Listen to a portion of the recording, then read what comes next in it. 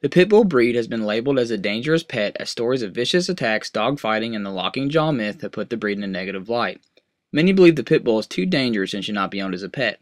The opinion was taken a step further in 2005 when all pit bulls were banned across the entire province of Ontario. Individuals were not able to own, breed, import, transfer, or purchase pit bulls, and those in violation would end up with their pets seized and euthanized and face fines up to $10,000 and even jail time. The claim I investigated was that all pit bulls are a dangerous breed of dog and should not be owned as pets. Tell me a little about your pit bulls. Well, I have one full-blooded pit bull, Sadie, and a half pit bull, half boxer named Boss, and they're both about 3 years old. And I adopted Boss from the Humane Society in Louisville, and I bought Sadie from a breeder. How would you describe their energy level and temperament? Their temperament is amazing. They are the sweetest dogs. Sadie's definitely a big lap dog. If you sit down, she'll jump in your lap immediately and lick you to death. Their energy levels are very high. Sadie is full-blooded, and she's definitely more high-strung than Boss. He's only half pit bull.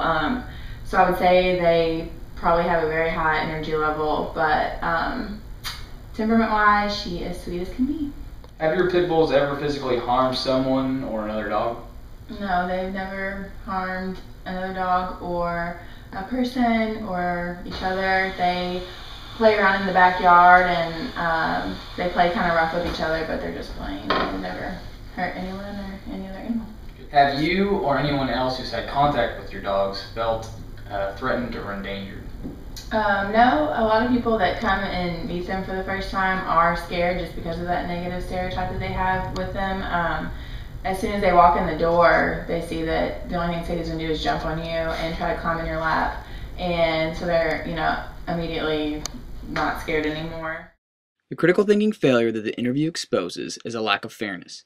One may argue that the interview is only about 2 dogs and that the woman interviewed is biased. However, the intention of the interview is just to show that there is one dog that is not a danger. This fact makes the claim invalid. In Ontario's example, they banned all pit bulls, not just those that have been deemed dangerous or allowed those with a satisfying temperament to stay. How long have you been afraid of pit bulls and why? Many years, and I view pit bulls as just a large, destructive type of dog. Are you afraid of any other dogs? Yeah, but mainly my fear is more around the pit bulls. How much contact have you had with pit bulls? Not much at all. Only what I've seen on TV and other people's pets. The critical thinking failure exposed by this interview is a lack of breadth. The individual has the same mentality that many others do towards the pit bull. They are afraid because they are large dogs and from the things they've heard on TV, not from an actual experience with a pit bull or accurate data. It is this lack of breadth that makes the claim that pit bulls are too dangerous hard to disprove because of their bias.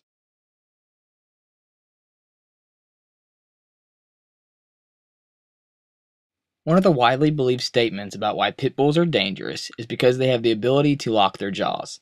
This is a myth. According to Dr. Stinson, the author of The Anatomy of the Dog, says that there is no such thing as jaw locking in pit bulls or any other breed for that matter. Another statement about why pit bulls are so dangerous is that they have a superior biting force when compared to other dogs. This is also a myth. Dr. Barr of National Geographic conducted a comparative test between a pit bull, a Rottweiler, and a German Shepherd. The pit bull had the lowest bite PSI of the 3.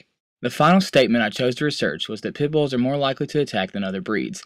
This statement is unfounded as there has not been any accredited data on dog bites by breed.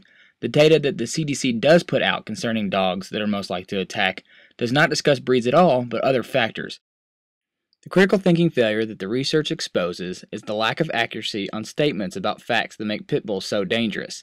The current data available shows that pit bulls do not have any more ability to cause more harm than any other dog. So why are they deemed to be so dangerous and banned in various places around the world? The claim that all pit bulls are a dangerous breed of dog and should not be owned as pets is a critical thinking failure because it lacks 3 critical thinking standards. Lacking the standards fairness, breadth, and accuracy impacts the elements of critical thinking negatively. It creates a bias through its limitations in fairness and breadth, and also creates an inaccurate assumption through inaccuracy and lack of breadth as well.